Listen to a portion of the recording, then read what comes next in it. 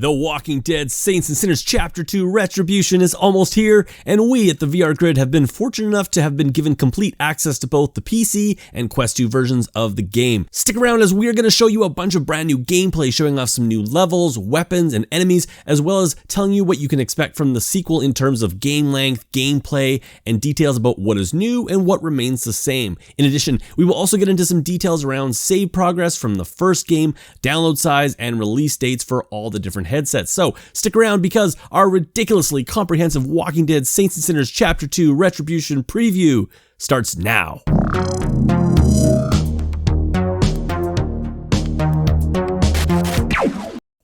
Hey guys, it's Chris on behalf of Ryan and I from the VR Grid, and welcome to our Saints and Sinners Retribution preview. As always, hit that like button for us, as it really helps the channel with the YouTube algorithm, and of course, consider subscribing for future in-depth VR content. Okay, so the gameplay you're watching was recorded by Ryan, and it's footage of the PC version. You may see some script on the screen from the debug tool, so please just ignore that, as Ryan is a dumbass and doesn't always computer well. He figured it out, but you'll see it here in the footage. Regardless, Skydance Interactive wanted us to pick either the Quest or PC footage to show, so we decided to go with the PC to show off the game at its best, and also because it's likely indicative of the PSVR 2 version, which releases March 21st, 2023. So yeah, about a month after the PSVR 2 launch date.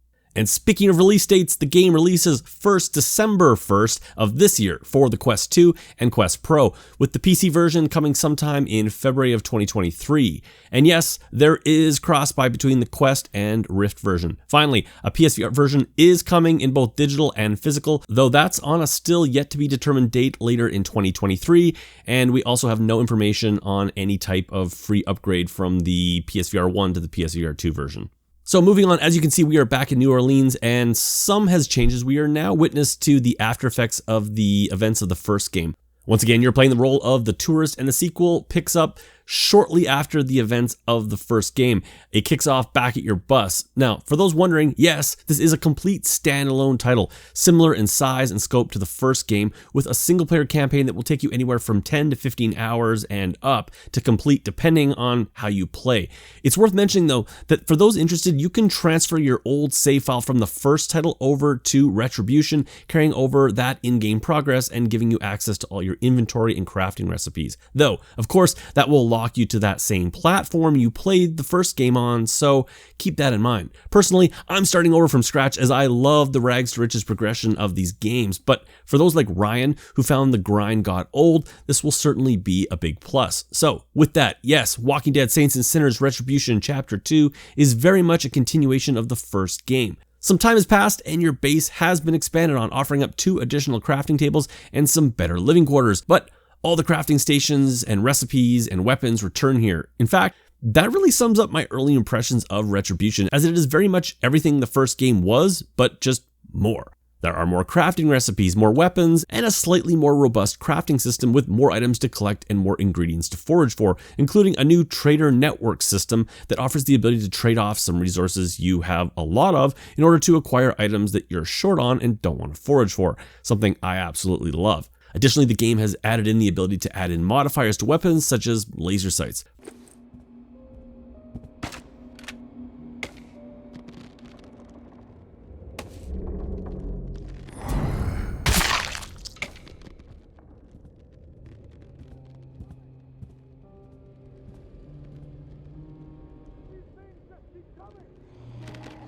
Walker on me! Further to this, the addition of a UV mode on the flashlight also opens up some new crafting options and mission types. Many of the first game's levels are also back, but they look a bit more grown over and ravaged as new factions have moved in and changed the dynamic of these familiar areas both visually and gameplay wise.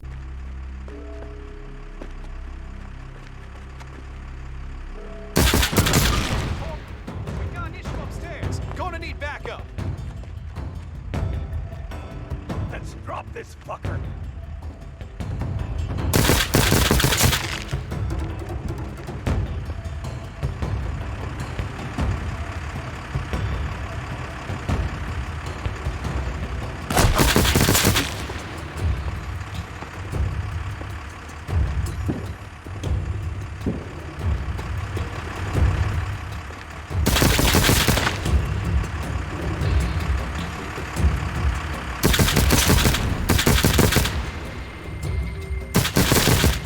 Now, living NPCs unfortunately don't seem to be much smarter here, but like the first game, doesn't really matter that much as zombies are once again the main antagonist here. And keeping with the theme here in Retribution, zombies seem to just be a bit more, coming in higher numbers and more frequently than in the first. This is especially more evident with the all-new inclusion of night runs.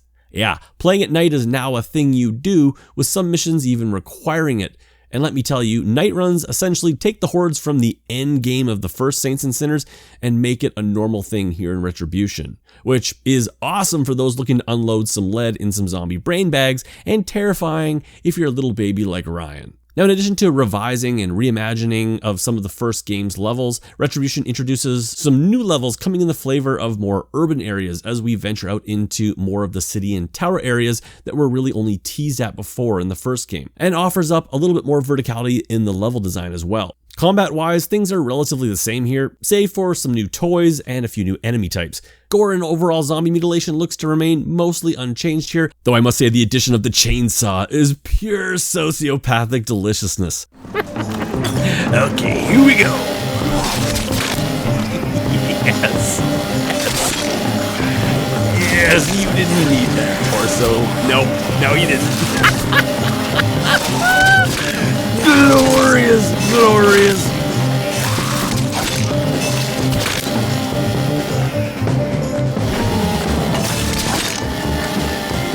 Game of the year right here. This, along with the new grenade launcher and Uzi, do offer up some next level carnage possibilities, though many of the new weapons mostly offer up more of a variation on previous weapons than something completely new. Like I said, Walking Dead Saints and Sinners Chapter 2 looks to be more of the Saints and Sinners we all loved. Unfortunately though, this is still just a single player adventure, so for those looking for co-op, unfortunately guys, you're out of luck. But our early impressions here are pretty positive, as this looks to offer up a full-on second helping of Saints and Sinners with enough new things to keep things fresh.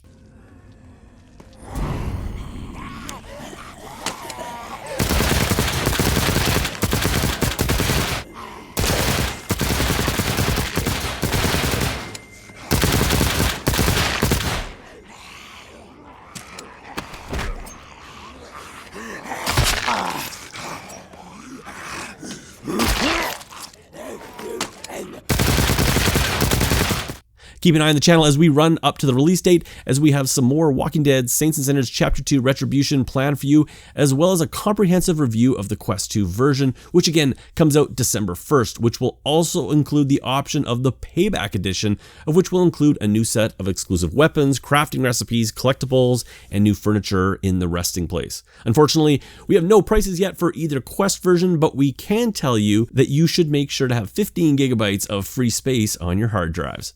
Anyways, guys, that's it from us for now. Fire off in the comments and let us know what you think. Is this everything you were hoping for? What do you wish they'd added? And what version are you planning on getting? Once again, please hit that like button if you want to, and consider subscribing. I am Chris from the VR Grid, and on behalf of myself and Ryan, thanks for watching, guys, and we'll catch you on our next video.